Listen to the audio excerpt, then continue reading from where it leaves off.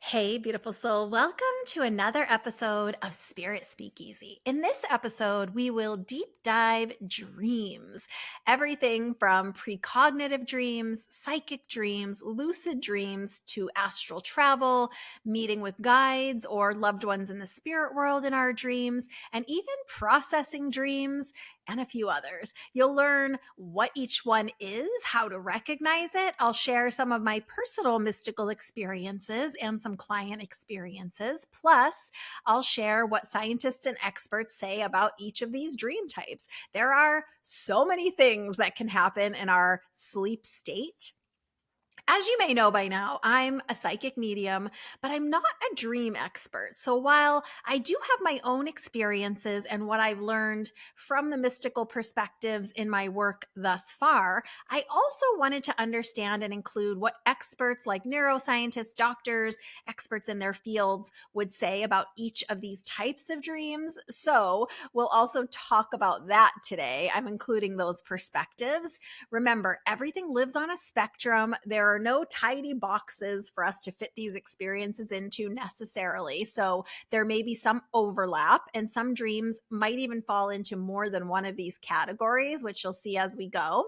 Plus, we have dreams and experiences that we don't even recall or remember sometimes, and others that fade away very quickly. One of these types of dreams is not better than the other, and they all serve their purpose. So some of these experiences may be perceived by others, and while we may experience one type of dream, others may not, or vice versa. So, as we go along, see if you can keep track of how many of these types of dreams you have had, because we don't all experience all of these types or even remember them, as it turns out. I want to take one quick second before I dive right in to acknowledge that this is our 111th episode of Spirit Speakeasy 111 to all of my friends out there that like numbers. So this is our 111 episode. I was going to announce on the 100th episode, but it zoomed right past us. And so I've been waiting to just announce that we are at 111 episodes of Spirit Speakeasy. How wonderful. If you're not already following the podcast, I would love it if you would subscribe wherever you're listening. You can find it on all podcast platforms and on YouTube and my website as well. So let's first start off by addressing what we might call a quote unquote processing dream. These are dreams that we are just processing things like the day-to-day stuff of our lives, like the business of life. It can include things like fears we might have consciously or subconsciously, nightmares based on fears or things that we've encountered, whether in like real life on the news or in scary movies. For me, sometimes it's like Law and Order gives me bad dreams. So processing dreams, most of us have had at some point in our life. Most of us have heard or seen, like at least in sitcoms, those dreams where they're like in front of the classroom at the blackboard, or I guess whiteboard as it would be now, and in their underwear, not knowing the answer to the math problem. That's a processing dream. These dreams are often like a mishmash of things going on in our lives. They often make very little sense. For most people, most of their dreams fall into this category. So most of our dreams are our conscious, subconscious, and unconscious brain just processing the business of our life, right? And when I say mishmash, these are also those kind of dreams where like maybe it's this the scene that it's located is like at your office or at your place of work, and your boss is there, but it's not your boss. It's your high school teacher, your gym teacher, and your friend that works in the cubicle down the row is not actually that person, but it is a horse. Like, do you know what I mean? So they're usually a mishmash. They're usually to some degree a little bit like nonsensical, but it's just our brain processing things. Now, something that I'm also including in this processing category that is a subcategory is this thing I want to call therapy dreams. This is sort of a gray area, like subcategory of this processing dreams. These are often a little more structured, often it's when we're working something out. So not necessarily just a scene that makes no sense, but us really working out something going on in our present life, like a relationship, a fear, a challenge, a desire. Those like erotic dreams would also fall into this category because we're working something out, right? And the idea of these like processing dreams or therapy dreams is actually backed up by the work of neurosurgeon and neuroscientist Dr. Raul Jandial. I want to say that right, Jandial. He's an MD, PhD. He oversees the Jandial Lab at City of Hope Cancer Center in LA. And in his book, This Is Why You Dream, What Your Sleeping Brain Reveals About Your Waking Life, Dr. Jandial explores how the brain remains highly active during sleep, suggesting that dreaming is not only a passive state, but rather is essential for processing these experiences and emotions. We only have so much waking time, and we can't possibly process everything as we're experiencing it. So Dr. Jandial asserts that this is a part, like a function of the way our brain works, is these processing and therapy type dreams. And furthermore, Dr. Jandial notes that common dream themes, such as like being chased or falling, are nearly universal. Like mostly everyone will experience this type of dream at least once. And remember, often we're experiencing or having dreams that we don't remember or don't recall in our waking state. But these typical dreams, falling, being chased, are universal and are linked to the brain's imaginative and emotional networks, which, as it turns out, are more active during dreaming. How interesting is that? I will link, of course, in the show notes, all of the books and people that I'm referencing, so you can check them out and do your own deeper dive into their work if you choose.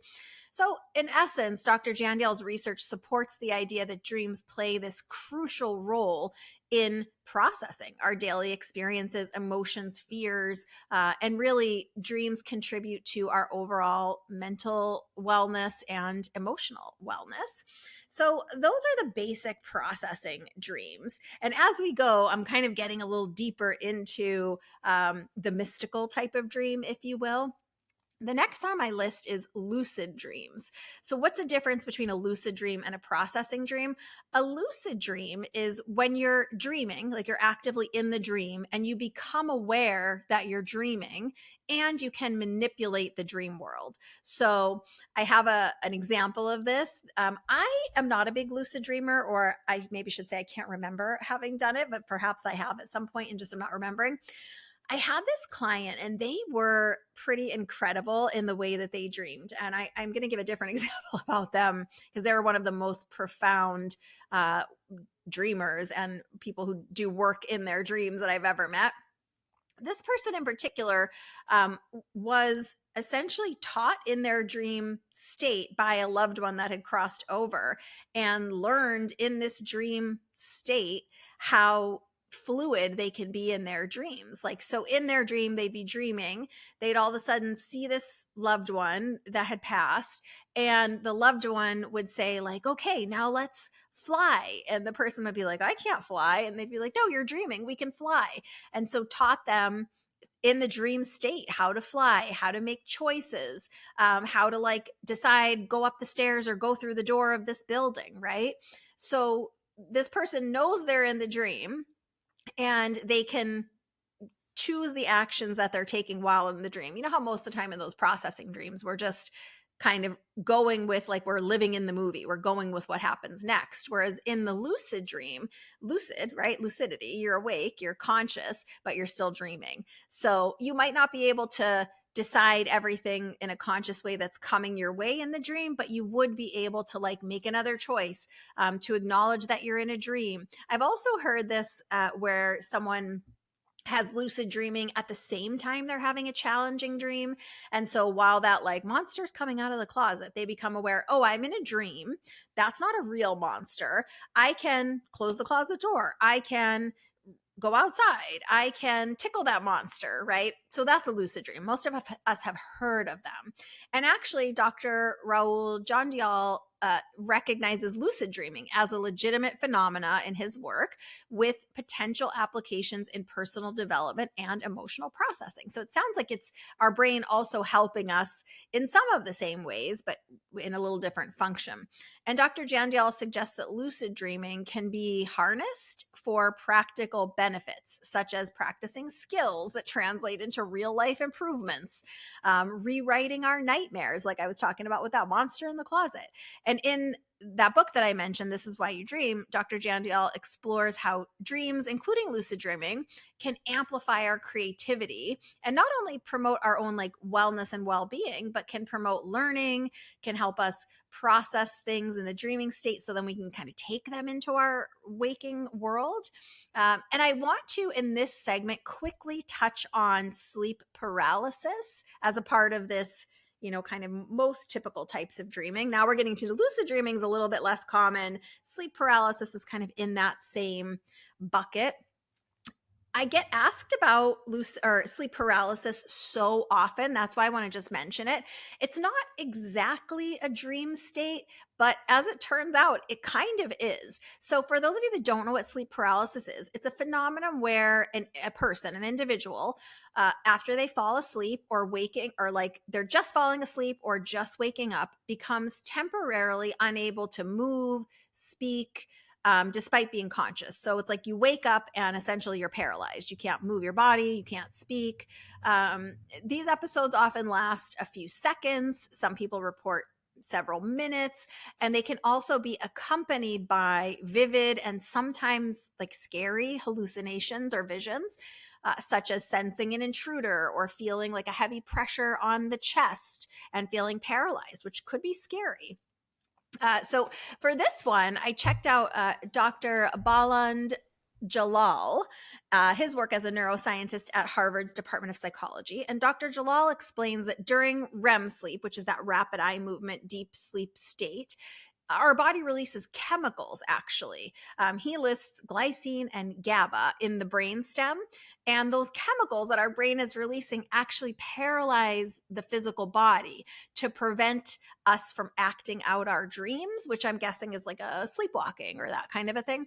So our brain is producing these chemicals in an effort to help us, right? So we are technically paralyzed by our own brain during this state. And sleep paralysis occurs when one becomes perceptually awake, meaning like your eyes are open, you're perceiving things, you're in a waking state, but the body remains in this paralyzed sleep state, and it leads to these vivid hallucinations.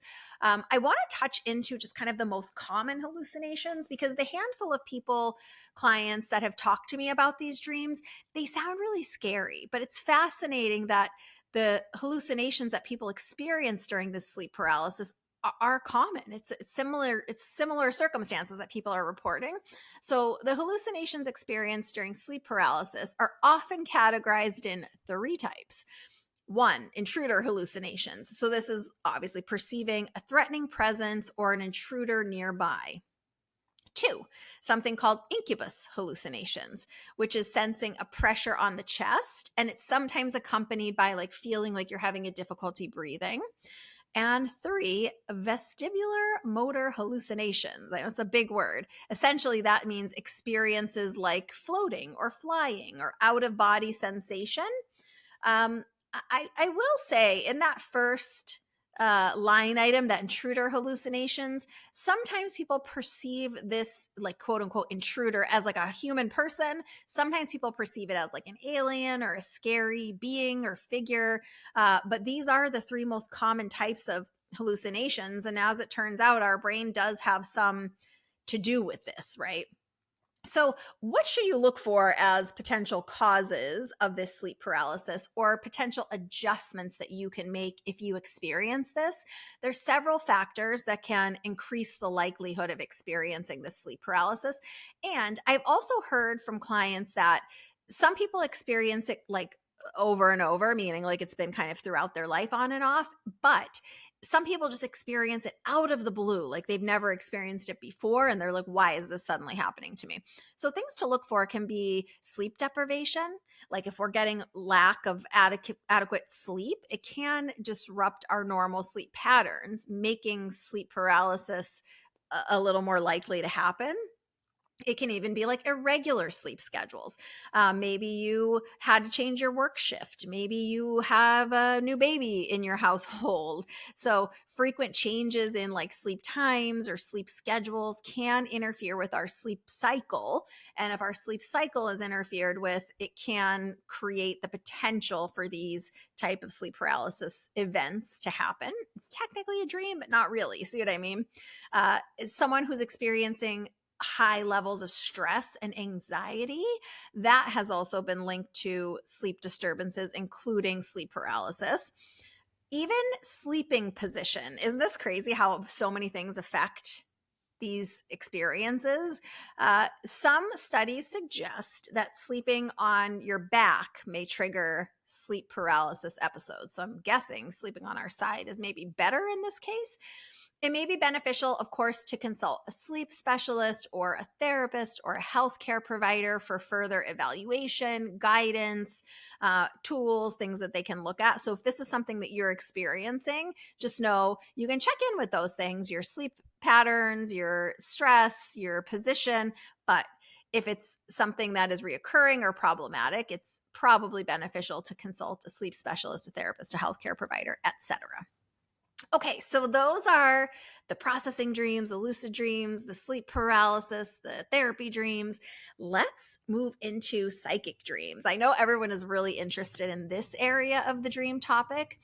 So, understanding information about a person, a situation, this is what we're talking about when we're talking about psychic dreams. I'm just going to call it out and give a little bit of a spoiler alert here.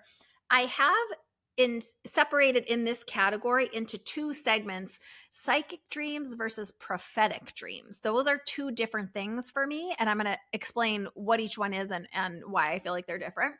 So again, psychic dreams, understanding information about a person, a situation. It's usually something that is already happening, even if it's unknown to you. That's why it's psychic, right? No one's telling you this information. It's not a processing dream about a conversation you had today with your, I don't know, friend, but it's something that's happened in the world or is happening in the world. You don't have knowledge of it, but you're receiving this knowledge through a dream, if that makes sense. I'm going to give an example, but psychic dreams are usually about something that's already happening. So my dad and I were talking just this week, and he gave me a kind of cool example of a psychic dream that he had. He was telling me, so I have lots of cousins. As you guys know, I'm from a giant Italian family. And I have a cousin that was born when I was like a young teen. And my dad lived in a different state for me, and all of my family really lived in a different state. And so my dad would come visit occasionally. He was visiting me, and a cousin of mine had a baby, I guess, a second cousin. So many cousins. And my aunt, this cousin's mom, was like really excited to tell my dad, who's her younger brother. And my dad, flew back to Philly where everyone was. And my dad, my aunt calls and was like so excited to tell him about the baby. And he's like, oh, the baby was born. And she's like, yeah, who told you? And he's like, no one. I dreamed it. And I know that she was born at this time and this was her weight, and was saying things about the birth. And my aunt was like, somebody told you. And he's like, no, I dreamt this last night. So that's what I mean by a psychic dream. Sometimes we might dream like someone's pregnant and then it gets announced, right? It's already happened, typically. Now, the difference between a psychic dream and a prophetic dream, I have another example of a psychic dream that I just noticed on my list. I'm going to give you a quick version of it. I was seeing someone in an on and off way over several years. We knew each other really well, but we were just kind of in an on and off phase in our relationship. And we were talking about if we were going to get back together. We were just saying it needs to make sense. And are we going to do this or not do this? And honestly, my attitude was kind of like, we either need to like work this out and be together, or just leave each other alone, because we both just need to move on. And this person was saying, like, I really want to work it out. I really want to figure this out. Like, let's see if we can make it work. And I had this dream. And in the dream, this person is male. There was a female. I couldn't see her face, but I knew she was a female and I could kind of ish see the person. And this guy looks at me right in my face in the dream and is holding flowers and passes them to this girl and says, I'm seeing her now. And we weren't anywhere. It was just kind of like on a black background. It was like just floating in space. It was a very quick, that was the entire dream. That was the whole thing. And I confronted him and he said, no. He wasn't seeing anyone. And a couple weeks later, as it turns out, I received a text message that was not meant for me, embarrassingly. And that's how I found out that, in fact, that dream was psychic and he was, in fact, seeing someone. So that's what a psychic dream essentially is. Sometimes at the moment, it's very hard to know, oh, is this a processing dream and I'm stressed out that this person might be seeing someone else and I'm just processing it, or I'm psychically understanding that this is a real event that's occurring in life and I'm psychically receiving this information.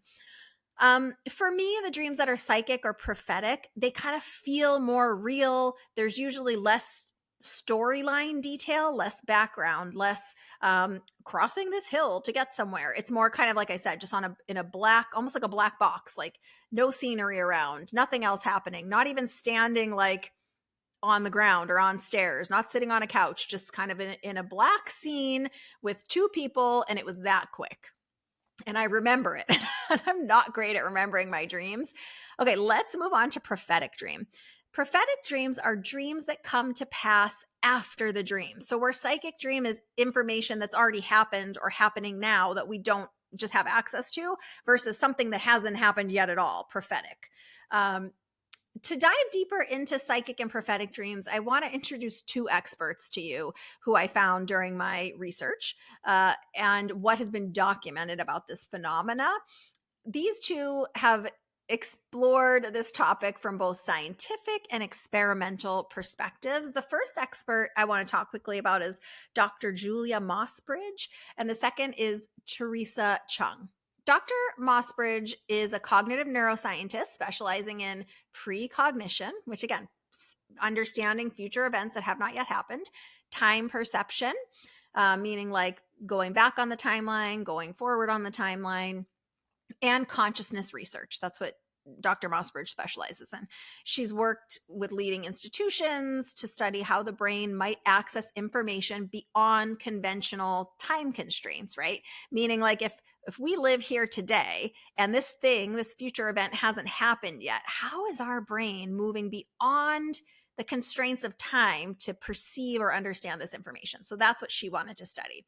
Teresa Chung is a best-selling author. She's a dream researcher with over 25 years of expertise and studying in spirituality, intuition, the science of dreams. So together, they co-authored a book called The Premonition Code. Again, I'll link it in the show notes, where this book examines the science behind precognitive experiences and offers practical tools for exploring them. In The Premonition Code, their book, Dr. Mossbridge and Ms. Chung present both scientific studies and anecdotal accounts of precognitive experiences. As you can imagine, it's pretty hard to do a study about this. They discuss instances where individuals reportedly foresaw future events, emphasizing the importance of distinguishing genuine precognitive events and experiences from coincidences. The other thing that I just want to mention here is, if you've ever heard me talk about psychic reading, you'll know that I say no one can definitively predict the future. We are tapping into the potential outcomes. So in any scenario, if we're having to make a choice, there's, let's just hypothetically say 10 potential outcomes, right? So I think it works similarly in these precognitive dreams. We're just becoming aware of the potential, and that is what ultimately does end up happening. But they assert in their work that perhaps there's a way to understand the difference between these genuine precognitive, like understanding something before it happens, from just a coincidence. Like maybe you were just worried about that. That is what ultimately ended up happening, but it's not technically a premonition or precognition. So their work differentiates psychic dreams, which provide insights into unknown current events, kind of like what I was saying, from prophetic dreams, which seem to predict the future. So while these experiences remain kind of difficult to study under strict scientific conditions and protocols, Dr. Mossbridge and Ms. Chung believe that they offer glimpses into the mind's untapped potential. And they advocate for, of course, continued research and intersection of intuition and time and understanding how that works. So we're going to talk a little bit about the mechanism behind this phenomena. But what I thought was so interesting is it took me a really long time to write this episode, quite honestly. I wrote all my own experiences, thoughts, what I know about these type of dreams, and then I did the research. So I think it's fascinating that some of these sources are describing these dream types just how I described them, or just how I have experienced them myself, or just how clients have experienced them. So those through threads and connections, you guys know I always find just fascinating. So according to their work, this book that I was just talking about, the Premonition Code, what are the mechanisms behind these phenomena, psychic dreams and prophetic dreams, or precognitive dreams? Let me take a quick sip. Talking a lot today, guys. Okay. So Dr. Mossbridge and Ms. Chung explore this concept that time might not be strictly linear. Some of these are not going to sound super surprising to those of us that are pretty in this woo-woo work, but is time linear? They're suggesting that the human mind could access information beyond the conventional flow of time, like the regular clock time. How can we access information beyond that, right? So this perspective aligns with theories in physics and consciousness studies that propose a more fluid understanding of the way time works. And you know how I'm always saying, like, time on this side is one way and time in the spirit world is totally different. It's not the same. So their work allows for this possibility of accessing future information in just their theories. And I do think it's super interesting that the idea of like quantum physics, mechanical physics do support some of these theories to a degree. So what are the variations in individual abilities and why do they happen? I've had this question for a while, actually. These authors propose that certain individuals might be more attuned to these type of phenomena due to like heightened intuitive abilities or openness to the experiences or specific cognitive traits, right? Maybe you're just a little more highly sensitive. Maybe you just have some working ability with your psychic gifts, right? Factors in their research that they determined helpful were things like meditation practices and mindfulness and a receptive mindset that might enhance someone's capacity for precognitive experiences. So I was curious what they thought about training and development. And Dr. Mossbridge and Ms. Chung suggest that it is possible to cultivate these abilities through specific practices. Now, can you become psychic in your dreams? Can you have precognitive dreams? Maybe. And you might be able to train yourself for it, according to this book. So mindfulness and meditation, they recommend, if you're trying to cultivate your dreams through these practices, regular mindfulness practices, they feel can enhance intuitive awareness. You guys know we're always talking about this here. Like, this is what's crazy. It's like, oh yes, to enhance your intuition and your discernment, meditation. So they are saying that they have found validity to this, potentially increasing one's sensitivity, like we always talk about, to precognitive information or psychic information, things that are happening that we just don't know about or things that have not happened yet, right? They also share about dream journaling, and their encouragement is that keeping a detailed dream journal can help individuals recognize patterns. You guys know I'm such a patterns girl. And talking about ways to validate precognitive content over time, meaning if you're someone that remembers your dreams or wants to practice with your dreams, a dream journal, which I know we've all heard of, which is just some kind of a notebook where you're documenting your dreams when you wake up as soon as possible. So you might notice patterns. You might document things, and then as current events happen or as your life unfolds, you might be like, oh, wait a minute, I wrote that down. Let me go back and check. So that's one way dream journals can help us just track what's precognitive or psychic, right? Because if it's psychic and we don't know that it's happened, like my dad with my baby cousin, we don't know that it's happened. So we could write it down. And then when someone does tell us, it's like, oh yeah, that I wrote that down. And it's not to prove it to someone else. It's just for tracking and training for yourself.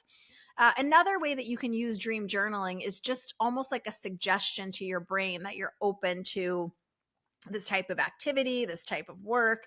And the other thing that you guys know I am always touting here and everywhere I go is personal development. The more we can journal, use therapy, use self-help, whatever we got to process our emotions, the less potentially that our brain would need to process those emotions in one of those processing dreams, lucid dreams, paralysis dreams, therapy dreams. If we're doing it already, right, it just frees up that time for us to maybe be practicing these more psychic or precognitive dreams if you want. And again, you don't have to do any of this, but I know so many of you are curious about how to do it.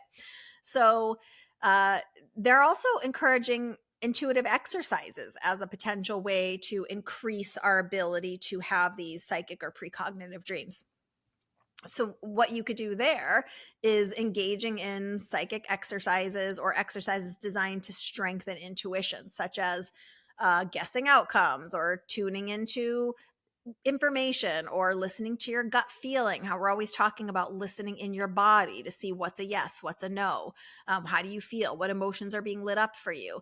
All of these types of activities and practices could help develop one's precognitive skills, or certainly the discernment, right? And the availability for it. Okay, so those are psychic and precognitive dreams. The next segment, I want to talk about visitation dreams and what I call meeting dreams. So I've given my own terms to some of these, as you see. So let's talk about first, what is a visitation dream? These are some of my favorites to hear about from clients and friends. Visitation dreams are dreams when a loved one or ancestor from the spirit world comes to visit you in a dream. So a loved one that's already crossed over comes to visit you in a dream. Some of the commonalities often reported for this type of dream, and I have had a lot of accounts of this dream in my work, as you might imagine. Many people have talked to me about receiving their loved ones or experiencing their loved ones from the other side in a dream. So I've collected data myself over the years, and those of you that know me would not be surprised about this whatsoever. But there are some common threads that people report, and it does help us understand if it is just a processing dream or if it's an actual visitation from the spirit world. So some of the things that people seem to have in common when they're reporting these type of visitation dreams are the loved one that shows up in the dream to visit with you. They typically communicate telepathically during the dream.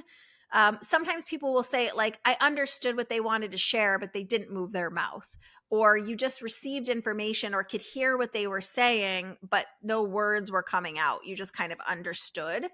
And again, these are just commonalities. So it doesn't mean that if you don't have one of these, that it's not a visitation dream, or if you have some of them, you know what I mean? So just listen to each one and just kind of evaluate for you what it's been.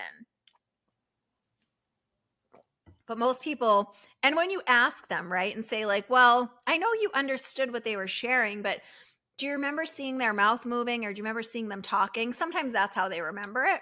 I'm like, oh yeah, no, actually, I just understood them, but I didn't hear them, but I heard them. Do you know what I mean? Okay, so the next thing is that the dream feels incredibly real. Like you feel like they were just there. It feels real. It doesn't feel like a normal processing dream. It feels very tangible and real. Next, they felt like they were actually there. So it doesn't feel like you're dreaming about them from the spirit world. And I just had someone this last week say that when they were in the dream with their loved one visiting them, they even said to their loved one in the dream, like, wait a minute, you died. And the loved one was like, I'm safe, I'm here, and so happy and looking so good. So it does feel like they're actually there. Another commonality between these visitation dreams is that they are incredibly positive emotions that we experience. So it's typically not sadness. It's typically things like peace, happiness, joyousness. They usually feel very calm and they look well and healthy. So it's typically positive emotions that we're taking with us from this dream experience. Uh, all the time, like incredibly positive emotions. And a lot of these emotions or feelings of this dream aren't always something that people can put into words, for example.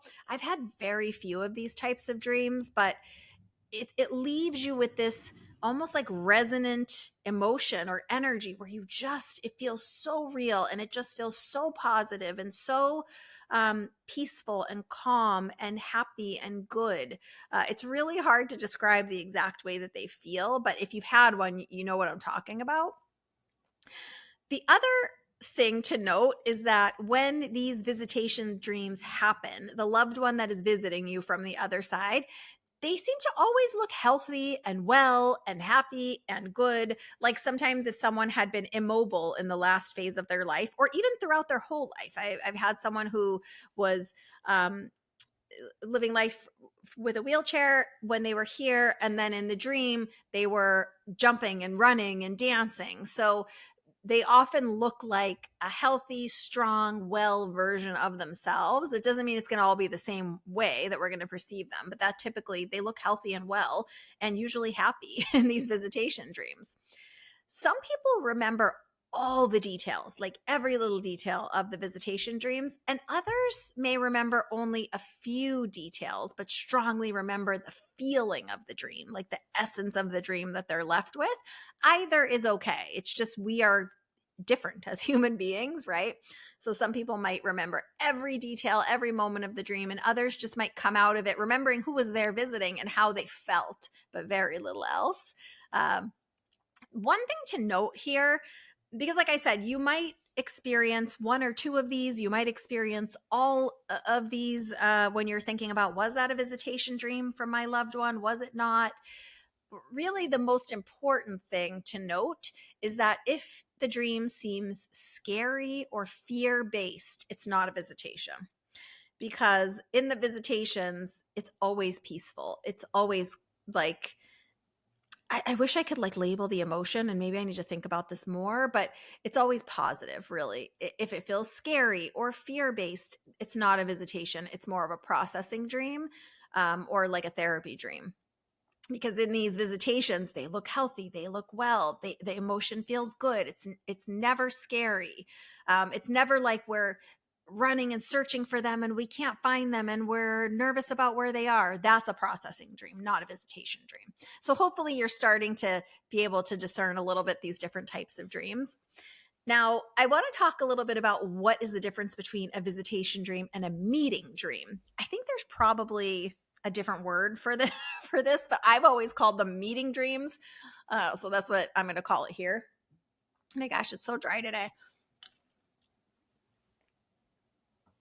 Okay.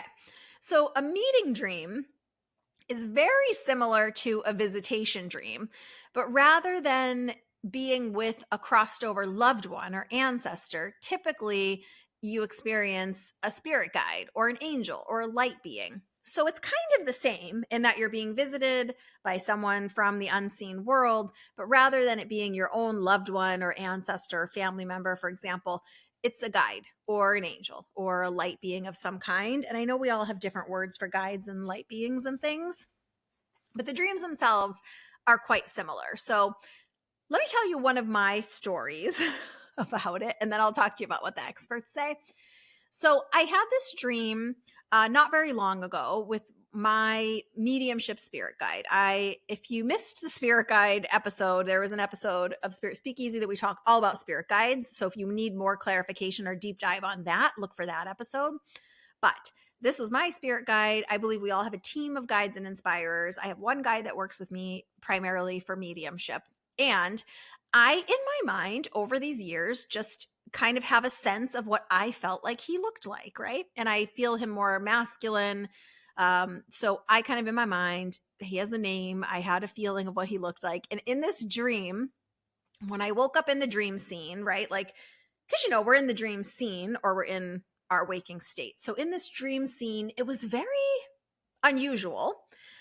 We were in a place that kind of looked like, I tried to tell someone about this and I gave an example and nobody knows what I'm talking about. There might be a very small few of you. So I'll say it this way and then I'll try to say it another way. If you remember that movie from probably like the late 70s, early 80s, it was old when I was a kid. It was called The Little Prince. And in this movie, it's this little prince and he's on a planet somewhere and he has like a plant that's his friend and something else. So it looked like that weird planet is my whole point of that. If you don't know what I'm talking about, I essentially just knew we were somewhere open. It felt like we were like on a planet, but it was indescript. It was like the ground was strange, but I wasn't too focused on it. And I wasn't even really worried about figuring out where I was. I just, all of a sudden I was there. It was a strange scene. There wasn't a whole lot of detail happening. And all of a sudden there was my guide. And I recognized him. But when I spoke to him, I remember saying like, why do you look like that? Because he looked very different than I imagined him to look. And I remember him kind of making a bit of a joke. But again, like we talked about in the visitation dreams, communicating but not moving his mouth. I knew what he was saying. He looked happy in his face, but it wasn't mouth moving actual words. And what I heard him say in this dream was, well, I just threw something on. I could go change and look different if you want, and I'll be right back. And he was like saying it in a joking way, because I always joke and tell people like the names and the way we imagine them, that's just for us. When we don't have a physical body, we don't look like a physical body. So anywho, that was that dream. And I don't always remember all the details from these type of like meeting dreams. I know we had a conversation. I know it was about my kind of mission here, so to speak, my soul's mission, some things that I'm focusing on in my work and my spirituality. And it was essentially about that and him showing me some things related to my spiritual gifts and my work. And it was lovely and it felt wonderful. I don't even remember all the details, but I know my soul knows and my subconscious obviously knows. And when I woke from this dream, I felt inspired and happy and positive. And so that essentially is a meeting dream. It's very similar to a visitation dream, but it's more about who is showing up, where visitation is loved one, meeting dream.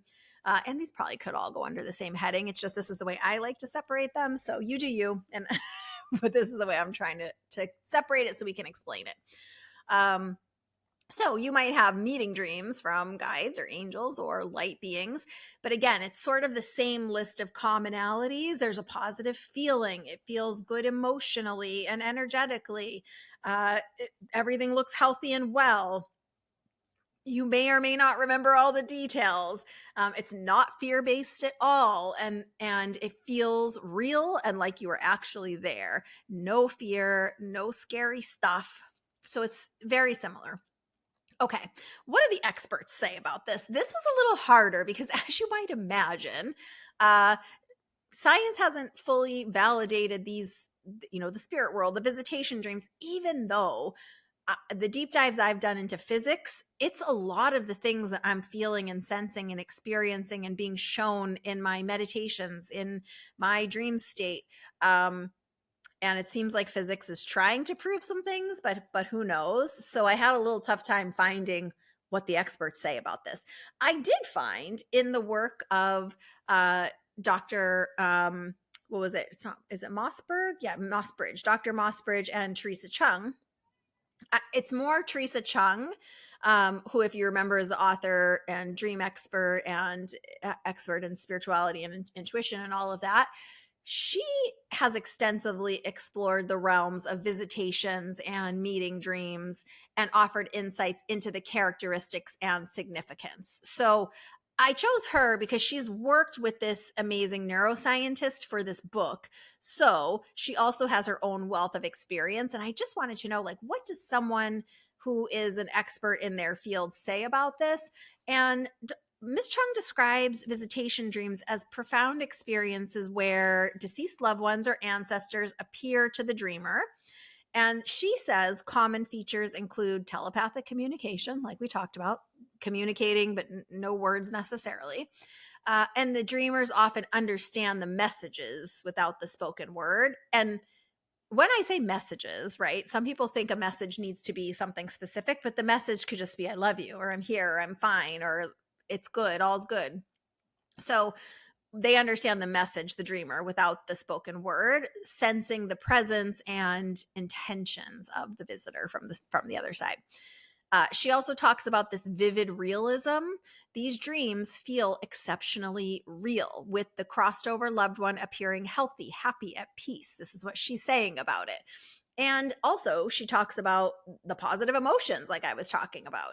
She states that dreamers frequently awaken with feelings of comfort, love, reassurance, contrasting with like the distress level of a typical ordinary processing dream or nightmare, right?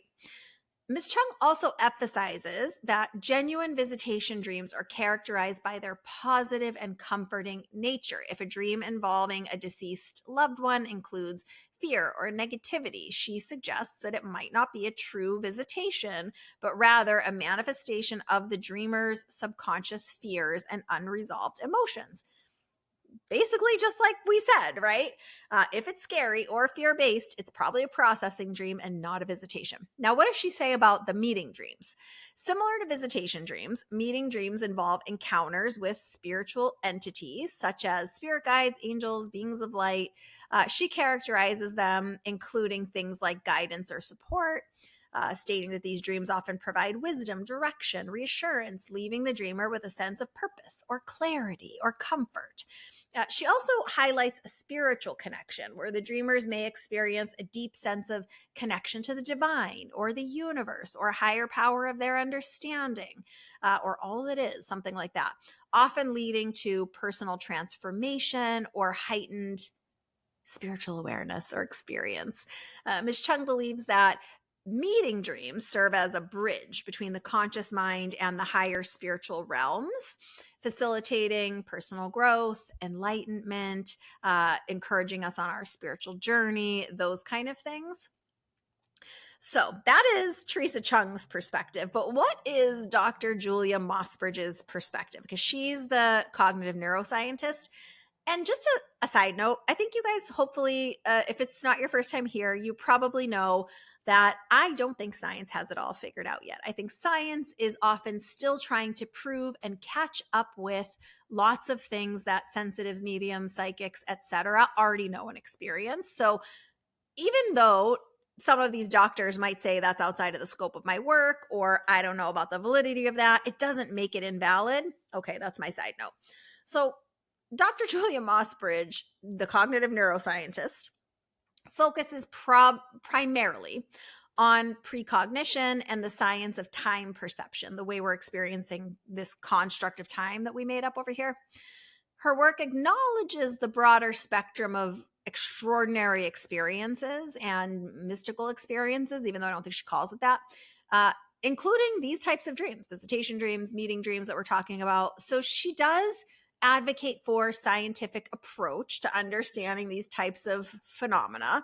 And she really encourages empirical research to uncover underlying mechanisms. So in a nutshell, she's coming from the space of a neuroscientist, a brain doctor, right? And saying like, well, what are the brain chemicals doing when this is happening? Is the brain doing something to create this experience? And empirical evidence in science is really hard to achieve. So are we ever going to prove that these visitations and meeting dreams are real? I don't know. But if you've ever experienced them, there's a high likelihood that you need very little proof other than that.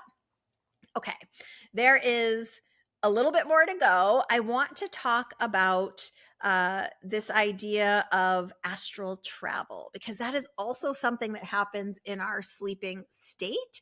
And then I also, towards the end, want to share with you what some kind of more mystics or spiritually minded people say about this. And I chose some really interesting ones, so stick around. Okay, astral travel. What is astral travel? One of the most fascinating experiences you can have while dreaming.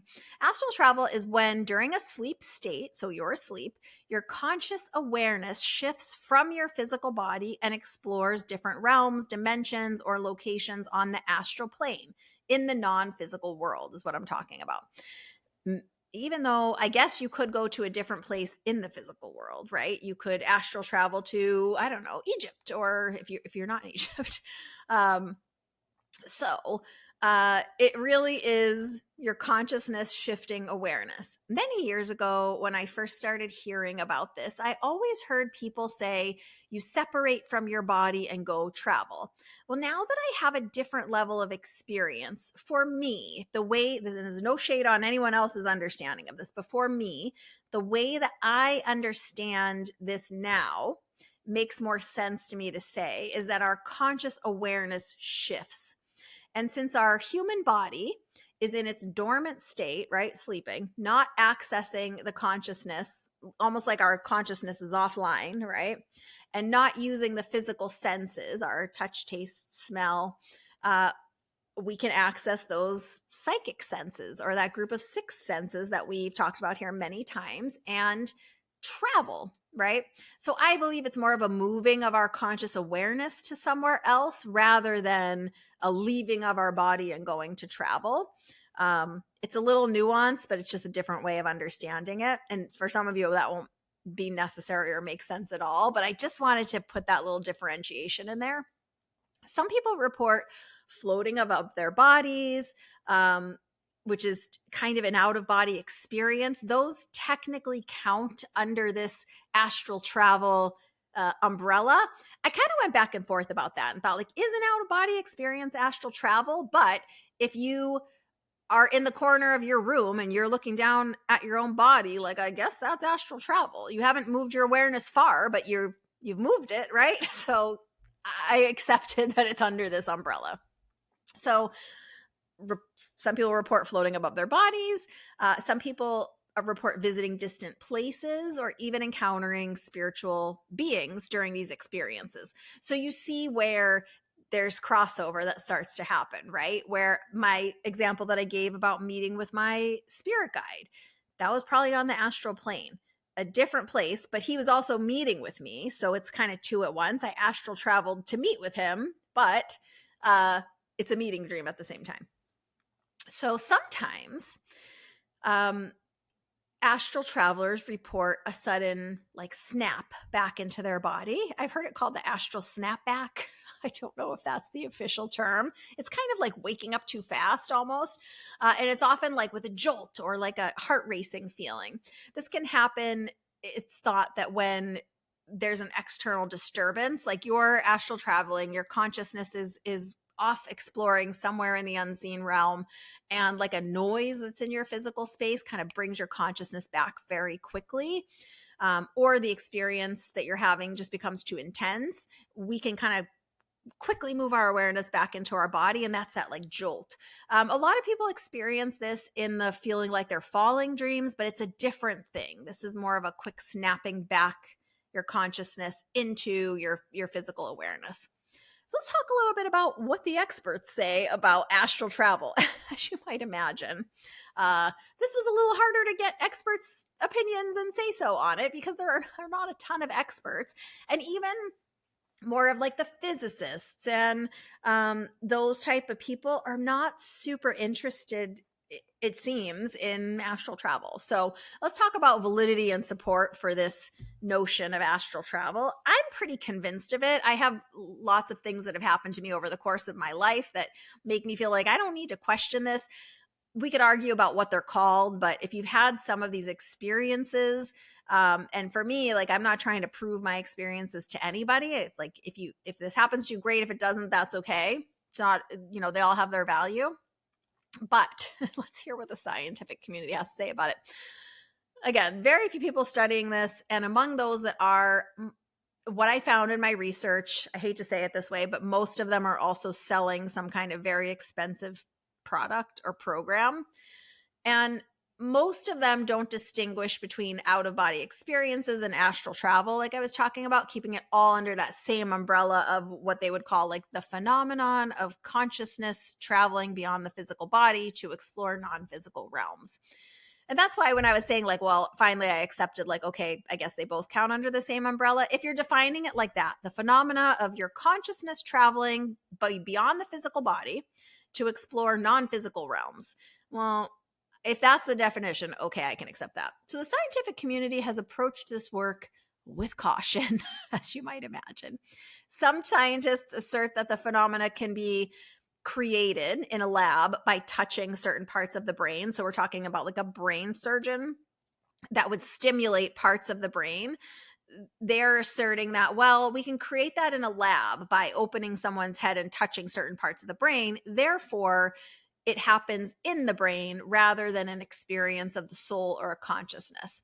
Personally, I don't see why both of these can't be true. Something happening in our brain chemicals being released, and it's an experience of the consciousness or soul. What do you guys think about that? Because this is splitting hairs a little bit for me, where I'm like, well, both of these things can be true. Something can be happening by touching a part of our brain, right? And it can also be an experience of our soul or consciousness.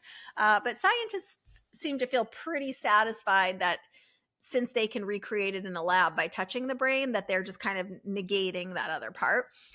Critics do argue that work like techniques that employ binaural beats. Have you guys ever heard of binaural beats?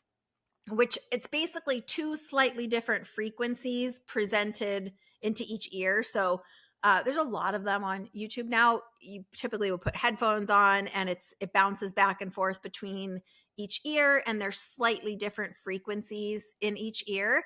And essentially, what it's doing is producing a third perceived tone. So those two tones, because we're hearing them so fast ear to ear, our brain creates or like blends it and perceives a third unique tone happening, or frequency really is what it is.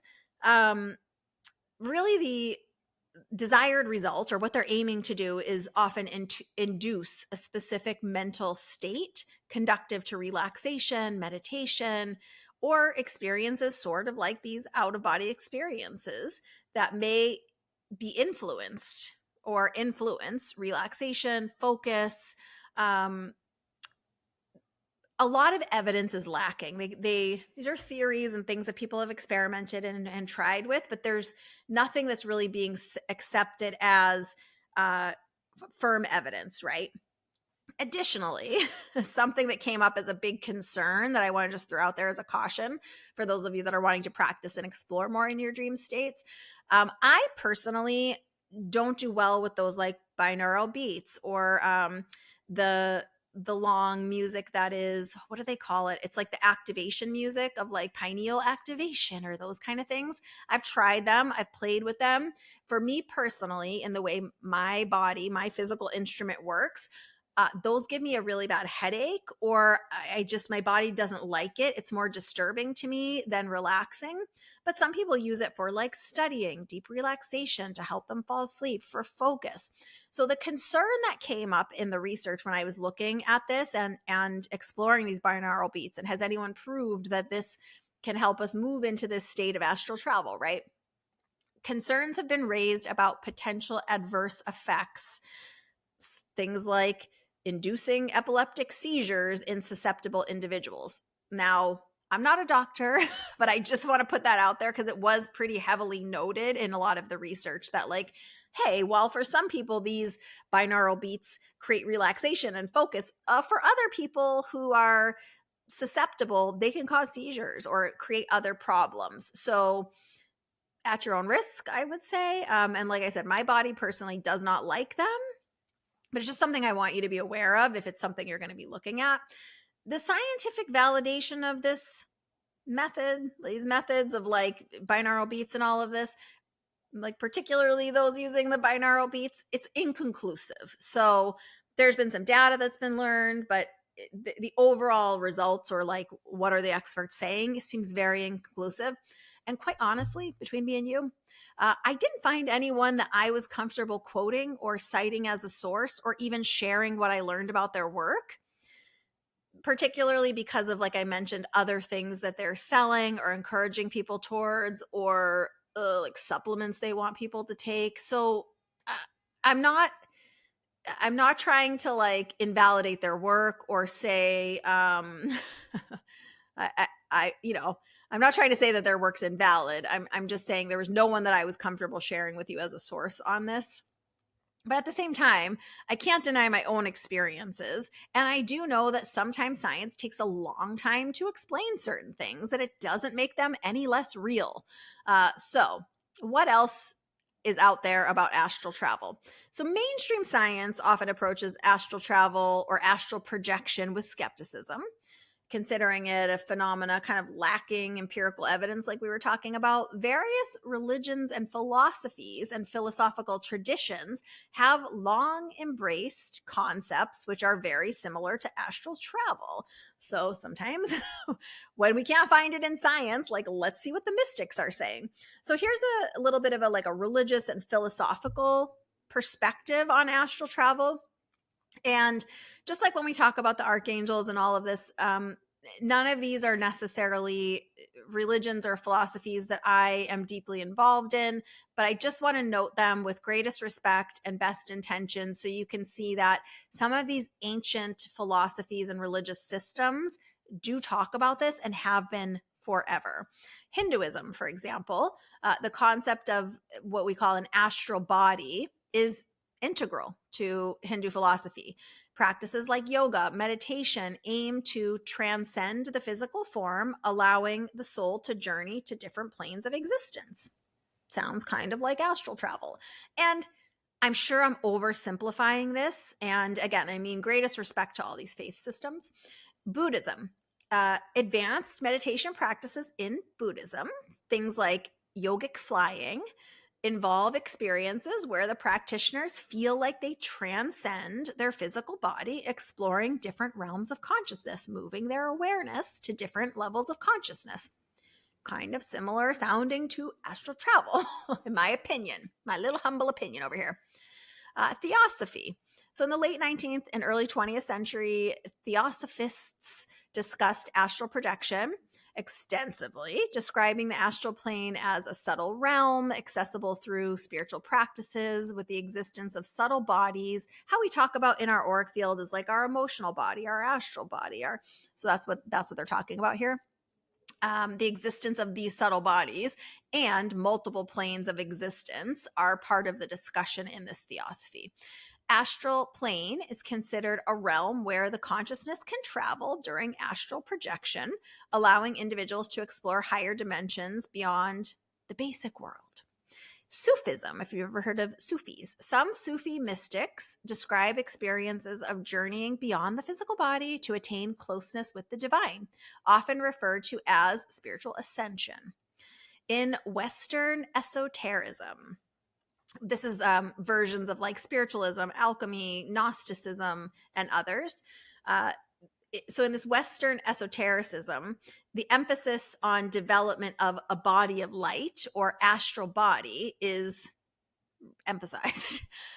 Practitioners aim to consciously navigate the astral plane, seeking spiritual insights and personal transformation from places beyond the physical body with their consciousness. So kind of interesting, which is why I wanted to mention it.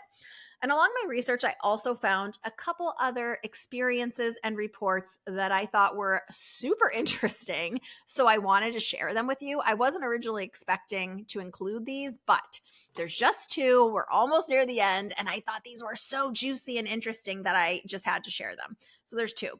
The first is someone named Carlos Castaneda. If you've never heard of him, he is a Latin American anthropologist and author. He documented his apprenticeship with the Yaqui shaman Don Juan Matas, whose lineage descended from the Toltecs, an indigenous group of people in Mexico and the Southwest United States, primarily in the Sonoran Desert region. So in his series of books, The Art of Dreaming, and then The Teachings of Don Juan, the Yaqui Way of Knowledge, he describes techniques for achieving heightened sense of awareness, exploring non-ordinary realities through dreaming practices. Central to these teachings is the concept of what he calls the 7 gates of dreaming, stages that Practitioners of this work navigate to attain total awareness, is what they call it. The initiation gate involves becoming aware of one's hands within a dream, so sort of sounds a little bit like lucid dreaming, serving as an entry point to deeper levels of conscious dreaming. These practices align with the concept of astral projection, emphasizing the exploration of consciousness beyond the physical body. Okay, so little note here.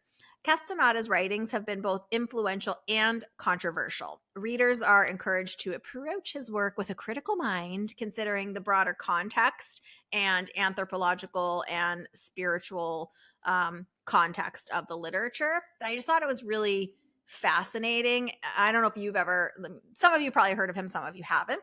This next experience that I thought was super fascinating. I think we've all heard of this person, Helen Keller. Have you ever heard of her? If you are anywhere in your 30s or 40s, you probably learned a lot about her in school. She lived from 1880 to 1968.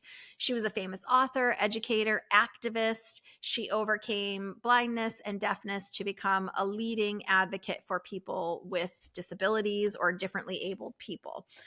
She's incredible. If you've never read about her or read her work, she's fascinating if you've never learned about her. So Helen Keller was renowned for her achievements, even though she was deaf and blind in a world that did not support that whatsoever.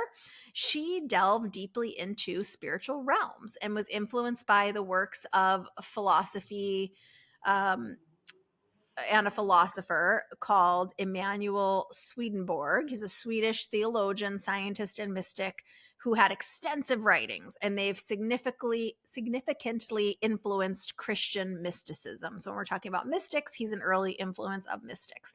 His work explores spiritual realms beyond the physical world, also human free will, life after death, the spirit world, and acknowledging that divine truths are present in multiple religious traditions. I know to us in present day, 2025, this does not sound revolutionary.